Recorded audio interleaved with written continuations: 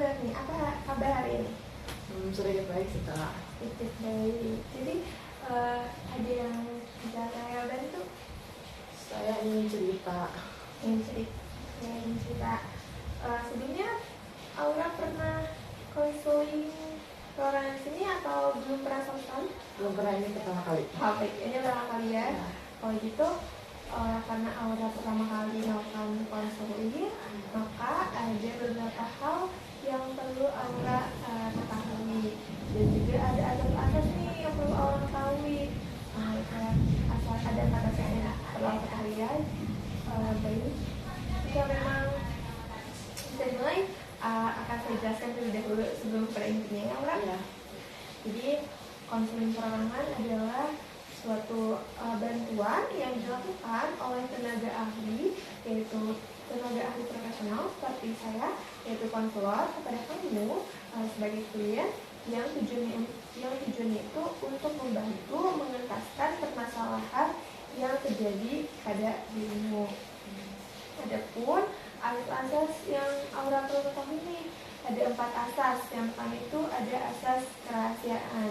Di asas kerahasiaan ini segala bentuk informasi ataupun data yang saya dapat atau saya peroleh baik dari kamu ataupun dari orang lain itu akan terjamin kerahasiaannya, serta apa yang kamu ceritakan pada sesi konseling ini akan terjamin pula kerahasiaannya, dan hanya saya dan kamu yang mengetahuinya. Lalu yang kedua itu ada asas keterbukaan, di mana asas ini kamu bebas mengutarakan apapun yang kamu rasakan pada saat ini. Semakin kamu terbuka akan semakin memudahkan kita untuk menemukan solusinya. Lalu yang ketiga itu ada asas keterbukaan, artinya adanya kamu di sini itu tanpa atas kemauan dirimu sendiri, tanpa adanya dorongan ataupun paksaan orang lain. Lalu yang terakhir ini asas kenormatifan, di mana asas kenormatifan ini selama proses konseling berlangsung akan di mana proses konseling berlangsung kita tetap menggunakan norma-norma yang ada di masyarakat. Baiklah, sebelum ke tahap inti, saya akan mengucapkan jadi konselor terlebih dahulu. Saya Najwa Aisyah Muslimah yang ini menyatakan bahwa saya bersedia dan sanggup menerima, menyimpan, menjaga, dan merahasiakan segala bentuk data ataupun informasi baik dari klien ataupun yang saya dapatkan dari orang lain, yaitu data atau informasi yang tidak layak diketahui oleh orang lain. Baiklah, dari penjelasan yang telah saya paparkan, apakah ada yang ingin Aura tanyakan kepada saya? Karena sih katanya sudah cukup penjelasannya. Baik, sudah cukup jelas ya? Ya. Baik, jika memang jelasnya sudah cukup jelas, bisa kita mulai sesi konseling? Bisa. Oke. Tadi kamu mengatakan bahwa tadi waktu saya menanyakan bagaimana kabarmu, kamu mengatakan sedikit baik. Iya. Jadi apa yang sebenarnya terjadi akhir ini? Ya, belakangan ini saya kayak ngerasa banget malas buat belajar, nggak tahu kenapa, kayak bener-bener nggak punya semangat aja sih Kak. Nggak ada semangat, dan jadi kamu merasakan bahwa kamu kehilangan semangat gitu. Iya. Seperti tidak ada dorongan untuk belajar. Iya, betul. Dulu tuh saya punya bisa fokus, terus juga punya target, tapi nggak tahu kenapa sekarang tuh kayak udah nggak ada gunanya aja gitu. Jadi kamu dulu tuh merasakan bahwa kamu bisa fokus dan memiliki target gitu. Terus kapan kamu merasakan bahwa kamu kehilangan semangat dan gak ada dorongan untuk belajar? Semenjak saya turun semester lalu, pada saya sudah belajar tapi nilainya itu jelek, saya ngerasa kayak semua usaha saya tuh kayak udah sia-sia aja gitu. Jadi ketika kamu udah berusaha, terus berusaha semaksimal mungkin belajar, tapi ketika nilaimu tetap jelek, kamu merasa bahwa usahamu sia-sia gitu kan? Iya. Itu pasti bikin kamu merasa kecewa gitu. Kamu sudah belajar semaksimal mungkin, tapi hasilnya tidak sesuai harapan ya? Ya betul. Semenjak dari situ saya lebih sering main HP aja sih Kak. Masih belajar. Jadi memang ketika kita merasa gagal, otak kita tuh mencari pelarian gitu kan. Tapi di sisi lain kamu tuh sadar bahwa itu bukan solusi jangka panjang. Iya, setelahnya juga saya kayak ngerasa nyesel gitu, jadi kayak makin stres. Makin stres. Kalau diingat-ingat kembali nih, apa yang membuat kamu tuh dulu semangat untuk belajar dan memiliki spirit yang tinggi itu untuk belajar tuh apa?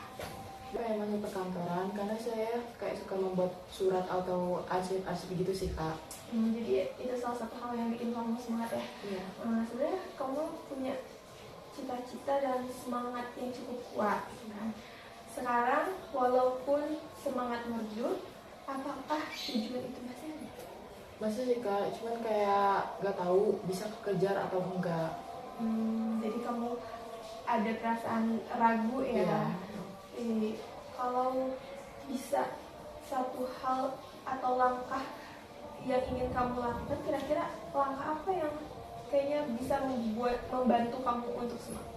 Mungkin belajar sehari selama 30 menit, tapi nggak langsung banyak sih kak, soalnya takutnya kaget gitu. Itu menurut saya itu apa ya, langkah yang cukup baik dan realistis.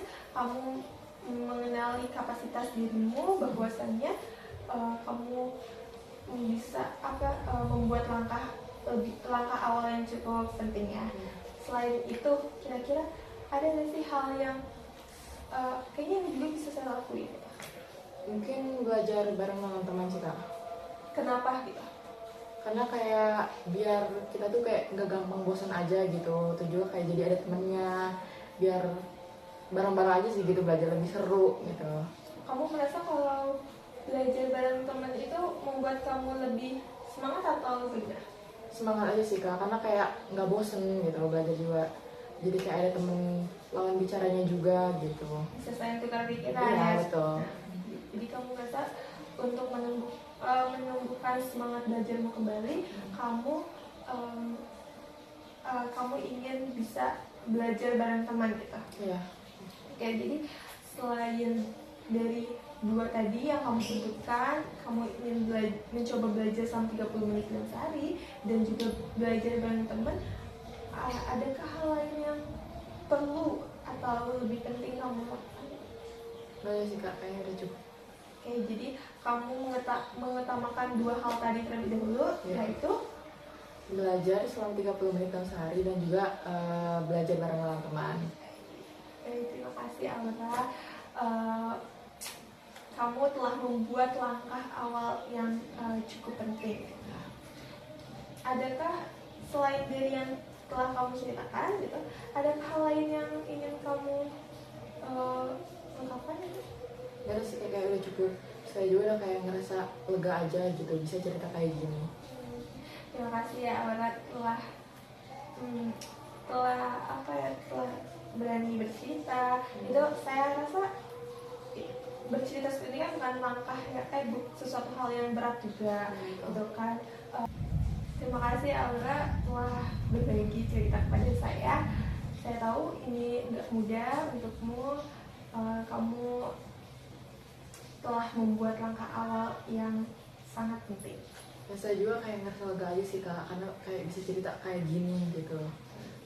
Saya sangat senang mendengar hal itu. Apakah ada hal lain yang ingin kamu ceritakan pada saya? Kayaknya nggak ada sih, kayak itu aja. Soalnya kayak permasalahan saya tuh hanya terkait ini saja gitu. Kan memang dirasa sudah cukup sesi konseling hari ini, maka bisa kita akhiri ya. Apakah kamu rasa konseling ini perlu dilanjutkan lagi, atau memang kamu rasa kayaknya sudah cukup? Saya rasa sesi konseling ini harus dilanjutkan sih kak. Kamu berarti merasa dan perlu bahwa konseling yang kita lakukan saat ini perlu kamu lanjutkan lagi di minggu depan. Oke, berarti kita akan bertemu di minggu depan di hari yang sama seperti hari ini ya, berarti hari Senin juga, di waktu dan tempat yang sama ya. Berarti nanti sebelum kamu kesini, kalau bisa kontak saya dulu, kita diskusikan. Terima kasih Aura telah percaya dan terbuka kepada saya pada hari ini. Saya juga terima kasih ya kak. Ya, sama-sama. Saya izin pamit. Ya. Assalamualaikum. Waalaikumsalam.